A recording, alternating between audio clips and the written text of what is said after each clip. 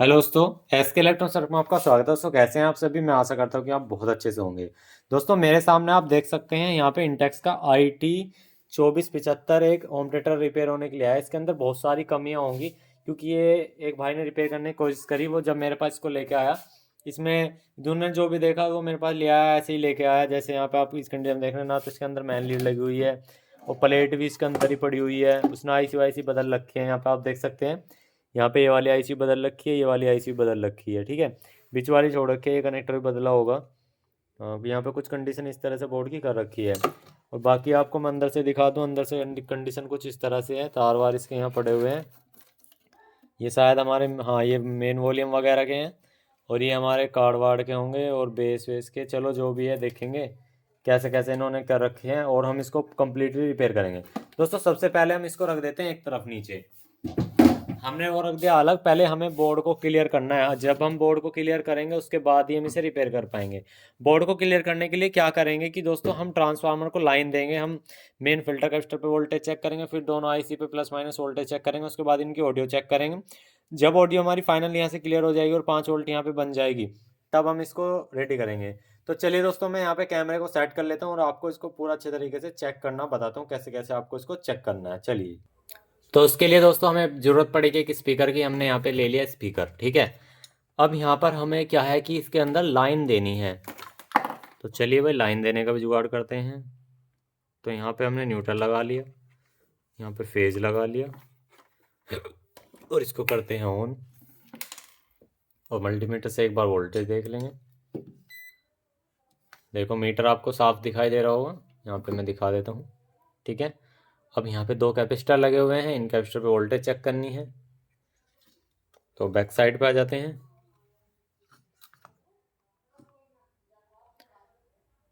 यहाँ पे आप देख सकते हैं माइनस के 16 वोल्टेज प्रेजेंट है और यहाँ पे प्लस के 16 वोल्टेज प्रेजेंट है। इसका मतलब क्या है कि सप्लाई इसके अंदर प्रॉपर बननी है। सप्लाई से रिलेटेड इसके अंदर कोई भी फॉल्ट नहीं है। चलिए, अब हमें यहाँ पे 3 आईसी लगी हुई है। तीनों आईसी को एक बार चेक करना है। इनको चेक करने के लिए क्या होता है, चलिए। यहाँ पे 2 कैपेसिटर लगे हुए हैं। एक कैपेसिटर ये है, एक कैपेसिटर ये है। हमारे दोनों मेन कैपेसिटर हैं। अब इनमें क्या है कि यहाँ पे एक निगेटिव है या तो एक पॉजिटिव है। तो यहाँ पे इनका एक एक पॉइंट जो है वो ग्राउंड होता है। एक निगेटिव होगा, एक पॉजिटिव होगा। यहाँ पे आप देख सकते हैं ये लाइन है, ये जो लाइन है ना, ये इसमें आ रही है और जगह भी जा रही है। तो यहाँ पे हमें एक प्रोब ग्राउंड कर लेनी है, या यानी कि एक पिन ग्राउंड कर लेनी है। स्पीकर की पिन एक हमें ग्राउंड कर लेनी है, जो भी इसकी पिन होगी। तो ये इसकी पिन है, तो हम इसको यहाँ से ग्राउंड कर लेंगे।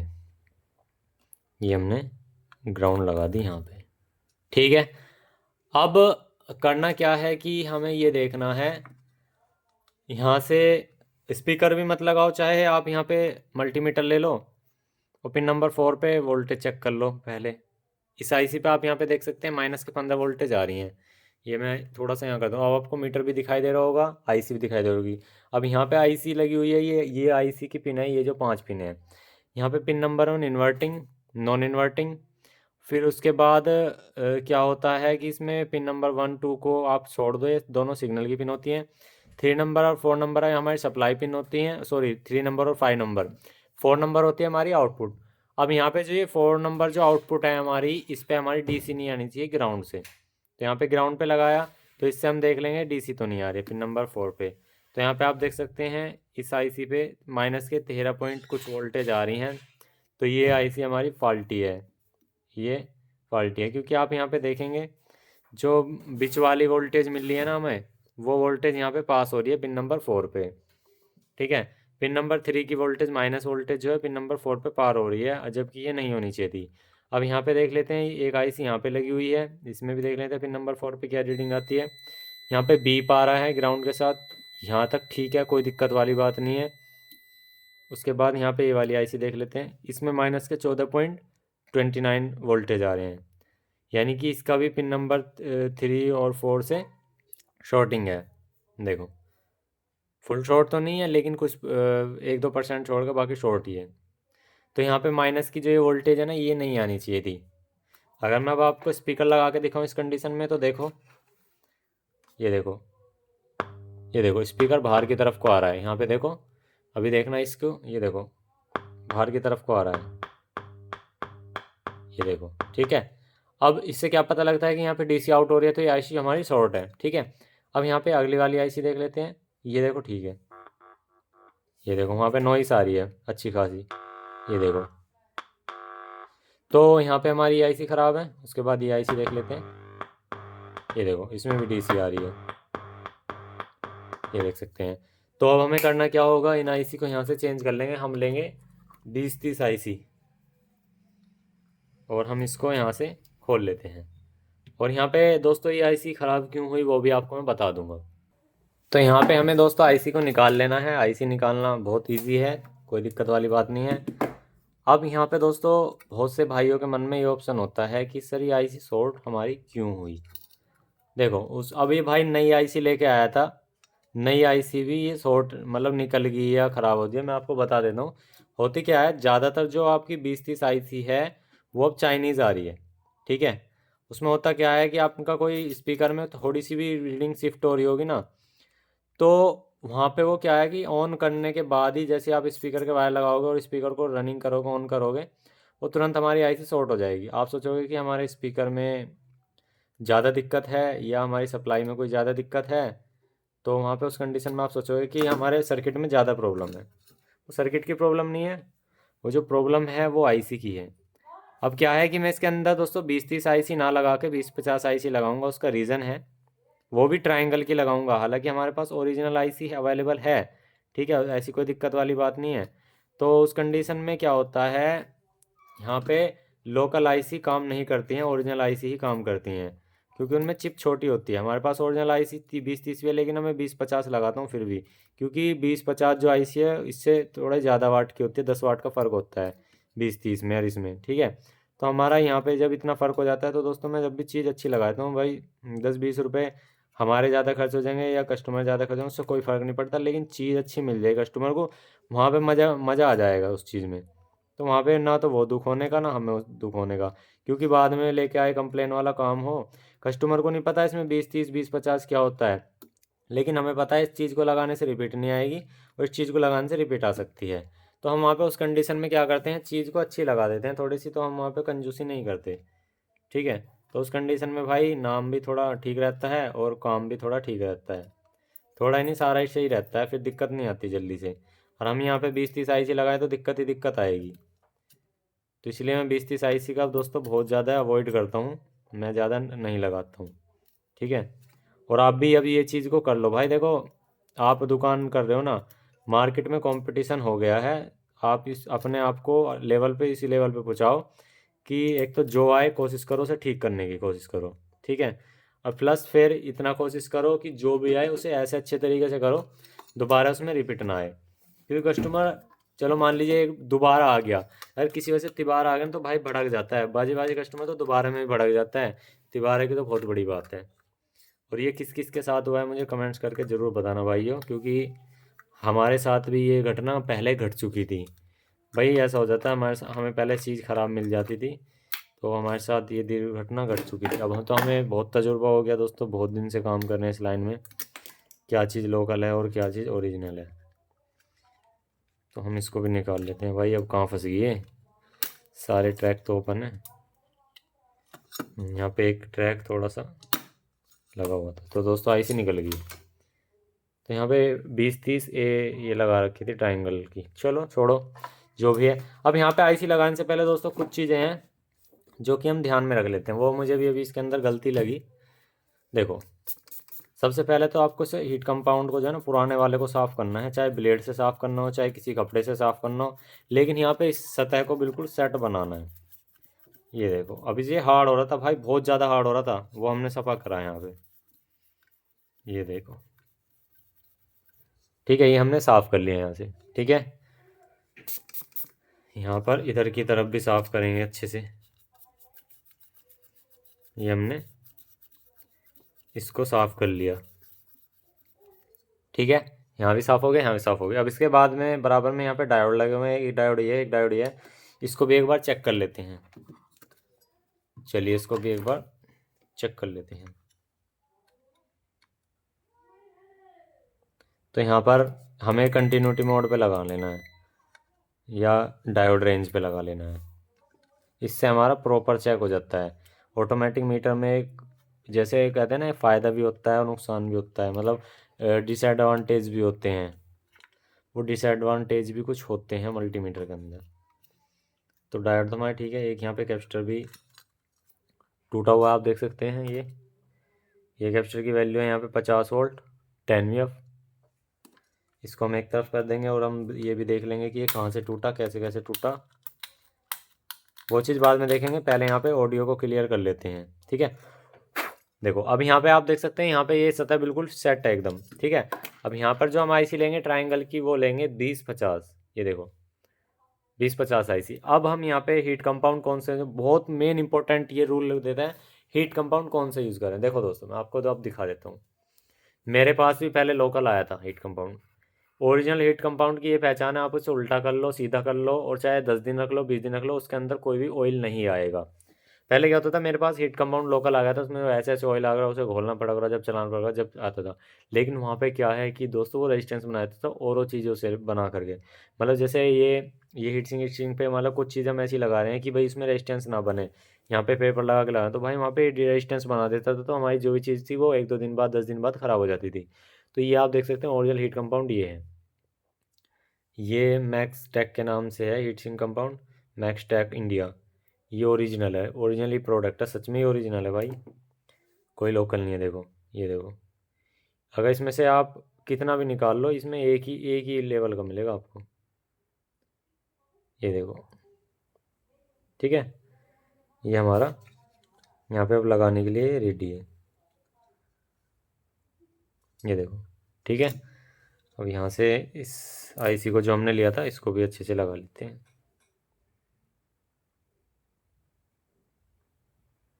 ये यहाँ पे लग गया, ठीक है। ये जो यहाँ पर हमारा हीट कंपाउंड लग के बिल्कुल रेडी हो गया। अब हम इन्हें यहाँ पे दोस्तों कस लेते हैं। और यहाँ पे दोस्तों अभी आपने देखा 2 तरह के पेच निकले, सबसे यहाँ पे गलती कर रखी थी। अगर आप पेच कोई से भी लगा रहे हो, लेकिन कस के लगाना है। यहाँ पे बारीक चूड़ी का इधर है और यहाँ पे ये लगा हुआ था, तो हम ये नहीं लगाएंगे, हम ये यहाँ पे बारीक चूड़ी का ले लेंगे कोई, चाहे हमारे पास दूसरा हो। हमने यहाँ पे ये देख सकते हैं बारीक चूड़ी का ये वाला ले लिया। ये देख सकते हैं, इसमें भी चूड़ियाँ होती हैं, उसके हिसाब से ही हमें पेच लगाना होता है कायदे में। तो हम इसको यहाँ पे कस लेते हैं। तो यहाँ पे पेज को आपको टाइट कर लेना है अच्छे तरीके से। अब यहाँ पे फिर आपको देखना है कि वोल्टेज फिर भी आ रही है नहीं आ रही है, क्योंकि इस कंडीशन में ऐसा हो जाता है दोस्तों, जो हमारा एक पिन नंबर 4 से और 5 के बीच में भी एक रेजिस्टेंस भी लगती है, और 1 से 2 के बीच में भी एक रेजिस्टेंस लगती है। अगर वो हमारी ओपन हो जाती है ना, तो भी दिक्कत आती है। किसी में 4.7 किलो ओम की लगती है। वो डिज़ाइन डिपेंड करता है, सर्किट का डिज़ाइन किसी ने किस तरह से किया है, ब्रिज के हिसाब से अलग होता है और हमारा पैरेलल मोड के हिसाब से अलग होता है। तो इसमें पैरेलल मोड के हिसाब से है, वो भी मैं आपको दिखा दूंगा कैसे कैसे कर रखा है। तो यहाँ पे हम इसको ज़रा टाइट कर लेते हैं पहले। ये हमने यहाँ से टाइट कर लिया है बहुत बढ़िया तरीके से, एक तो, और दूसरे को भी यहाँ पे कर रहे हैं। दोस्तों ये चीज़ें क्या होती हैं कि छोटी छोटी चीज़ों पे हमारे रिपीट नहीं आती, क्योंकि आप कभी कभार आपने ऐसा भी देखा होगा, आपने चीज़ कितनी भी ओरिजिनल डाल ली, उसके बाद भी आपके ताल पे नहीं आ रही, लास्ट में क्या होता है, भाई ले अपने पैसे ले जा, और उन्होंने भाई हमें नहीं करनी, आप ये बोल देते हो। लेकिन आप फिर बाद में मन में ये नहीं सोचते कि हमने पैसे दिए यार, और वो चीज़ फिर कहीं और उन्होंने बनवा ली और वो ठीक चल रही है उसके यहाँ। तो वो चीज़ क्या है कि वहाँ वो एक्सपीरियंस काम आता है। देख सकते हैं अब आईसी हमारी प्रॉपर लग गई। अब ये लगाने का बिल्कुल सही जेन्युइन तरीका था। यहाँ भी कनेक्शन अच्छे से हो गया, मतलब कनेक्ट इसे, और ये भी। चलिए बैक साइड से कर लेते हैं। अब बहुत से भाई क्या करते हैं, डायरेक्ट इस पर सोल्डिंग कर देते हैं। मैं अब आपको एक चोर दिखाता हूँ। यहाँ पे थोड़ी सी लैगों को दोस्तों काट लेना है आपको। यहाँ पे लैगों को इन्हें कट कर लेना है, यहाँ से कट कर लेंगे। ये कट कर लिया, ठीक है। ये हम यहाँ से सोल्डर कर लेंगे। इससे क्या है, फिनिशिंग आ जाती है। ये हमने यहाँ पे कर लिया, ठीक है। उसके बाद यहाँ पे भी कट कर लेंगे लैग को, जो एक्स्ट्रा लैग है। और हमें ये भी जांच लेना है कोई हमारा ट्रैक ऐसा ओपन तो नहीं है जिसकी हमें नीड हो और वो इसमें से ख़त्म हो गया हो,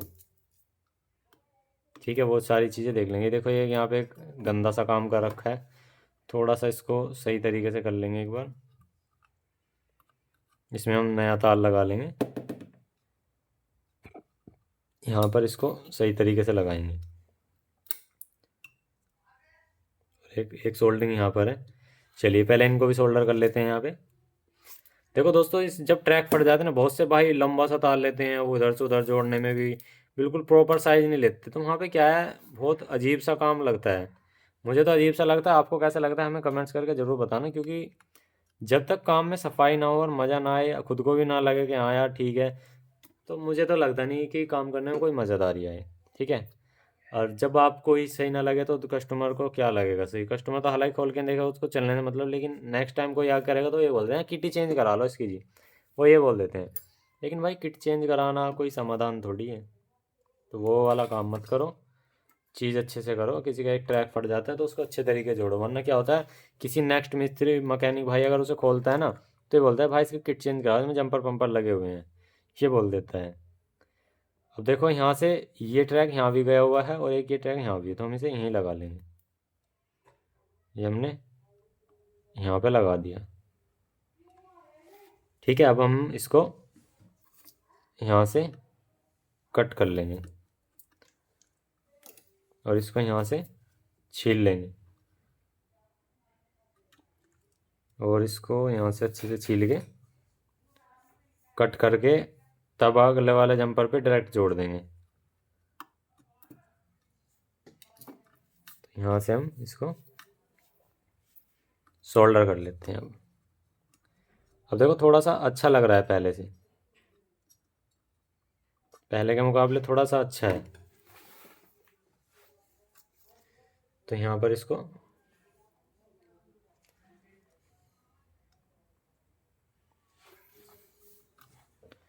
सोल्डर कर लेते हैं। ये हो गया जी सोल्डर हमारे यहाँ। ठीक है, अब थोड़ा अच्छा है पहले से। चलिए जी, अब एक बार इसको चेक कर लेते हैं। यहाँ पे हमें क्या करना होगा कि इसके स्पीकर को कनेक्ट करना है, वही हमारे न्यूट्रल फेज इसमें दोबारा से दे देने हैं, जो कि काम करने में आसानी हो। उसके बाद मेन लीड वगैरह भी लगा लेंगे और यहाँ पे वोल्टेज चेक करेंगे। पहले से ऑटोमेटिक पे लगा लेते हैं, सेट को ऑन करते हैं। ऑन करने के बाद ग्राउंड पिन पे निगेटिव लगाएंगे, पिन नंबर 4 पे वोल्टेज देख लेते हैं। अभी भी आप यहाँ पे देख सकते हैं जो पिन नंबर 4 है उस पर वोल्टेज हमारी आ रही है। यहाँ पे आप देखेंगे ग्राउंड से जो हम वोल्टेज चेक कर रहे थे वो वोल्टेज दिखा रहा था। ये देखो माइनस के 14 वोल्टेज के आसपास दिखा रहा है, और इस आईसी पे न्यूट्रल है, मतलब ग्राउंड है, और इस आईसी पे फिर से हमारे माइनस के 14 वोल्टेज यहाँ पे दिखा रहा है। अब ये क्या कंडीशन है, चलिए अब इसको समझ लेते हैं। मैं आपको एक बार वो भी चेक करा के दिखा देता हूँ। ये देखो,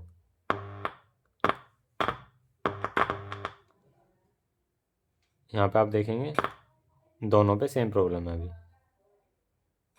ये देखो सेम प्रॉब्लम, मतलब जो प्रॉब्लम थी हमारी वो की वही है सेम। अब यहाँ पे आईसी बदलने के बाद भी दोस्तों हमारी आउटपुट में डीसी आ रही है।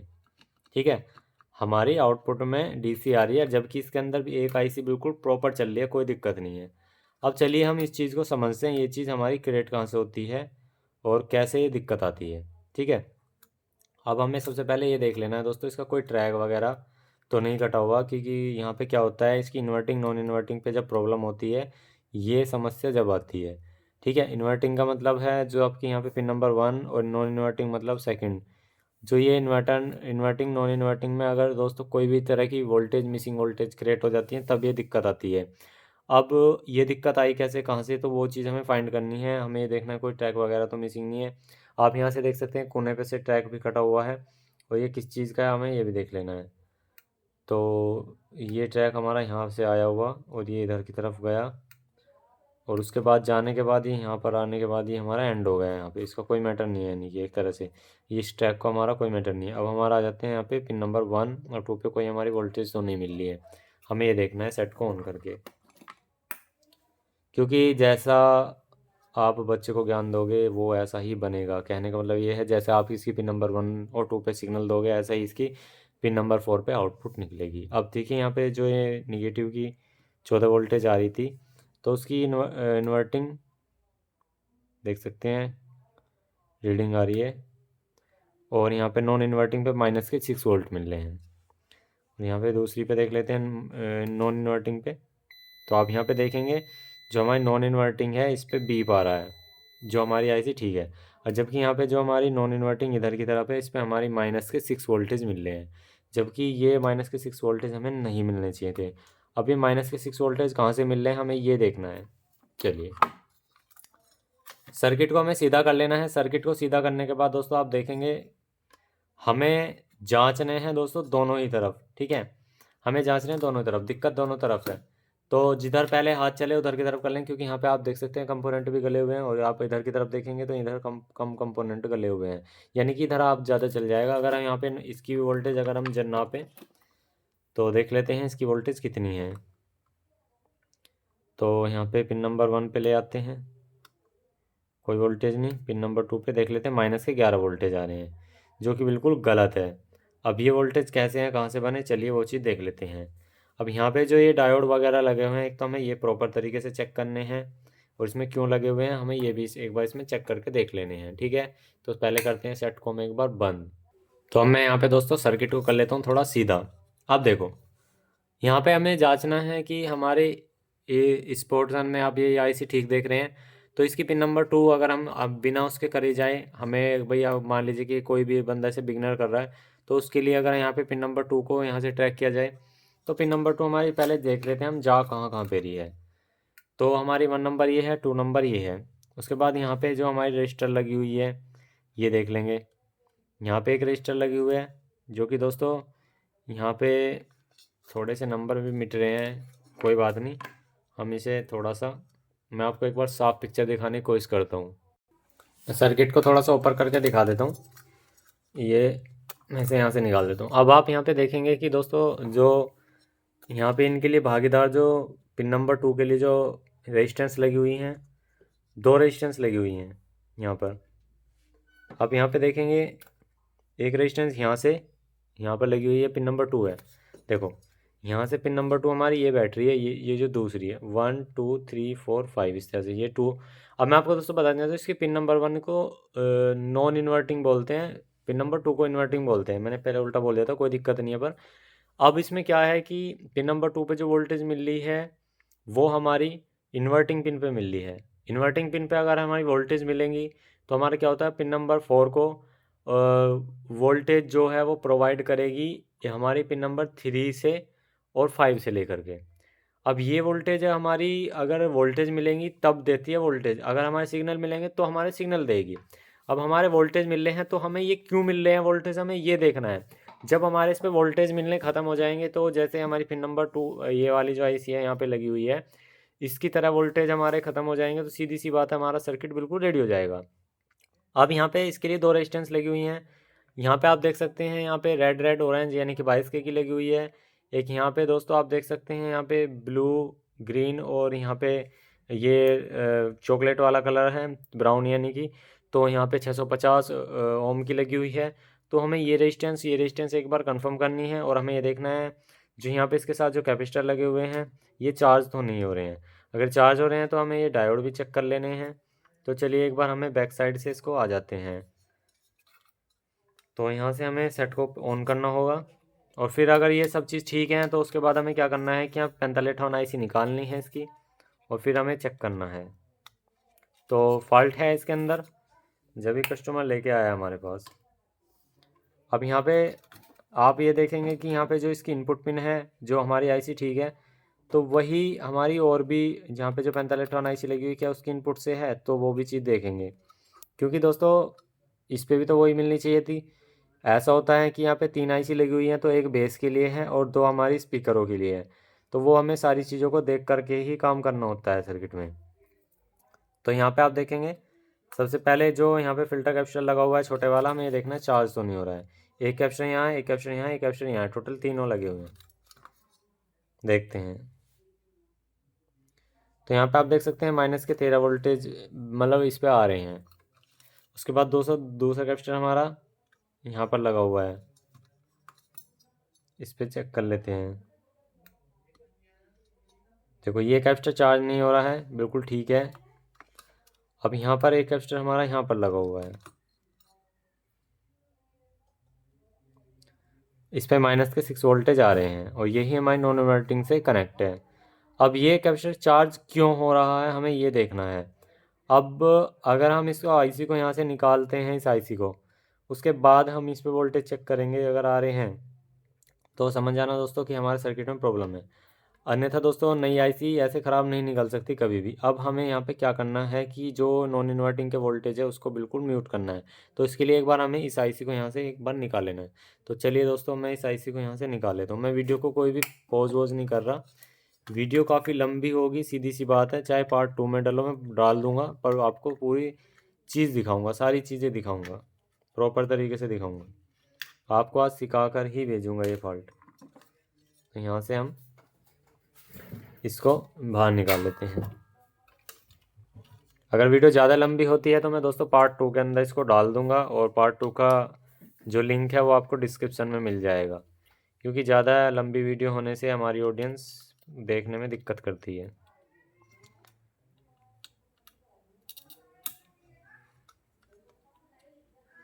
तो यहाँ पे इसमें कुछ कंपोनेंट भी टूटे हुए हैं, वो भी हमें चेंज कर लेने हैं। मतलब यहाँ पे जो आईसी की मतलब सर्किट के अंदर वो है ही नहीं, ख़त्म ही हुए पड़े हैं।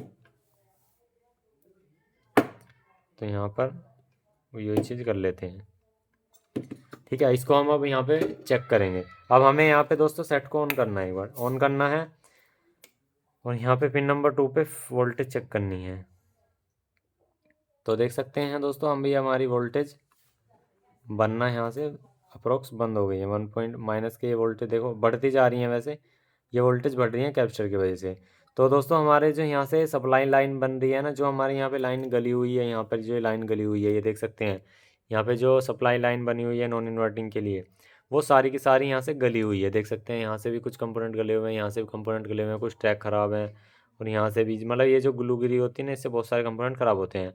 अब हमारे पास सेम ऐसा ही सर्किट पड़ा हुआ है, नहीं तो हम सर्किट डिज़ाइन के हिसाब से हम ये देख लेंगे कि इसमें से कौन सी रेजिस्टेंस मतलब यहाँ से गली हुई है, और कौन से हमारे यहाँ पे सर्किट में डिज़ाइनिंग बनेगी।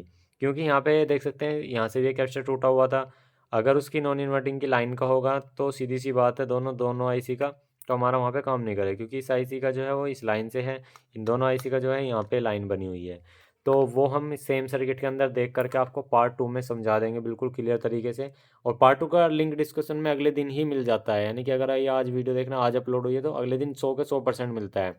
किसी वजह से कस्टमर ले जाता है तो बात अलग होती है, हम वो वीडियो डिलीट मार देते हैं ज़्यादातर, लेकिन पार्ट 2 का आपको डिस्क्रिप्शन में लिंक मिल जाएगा।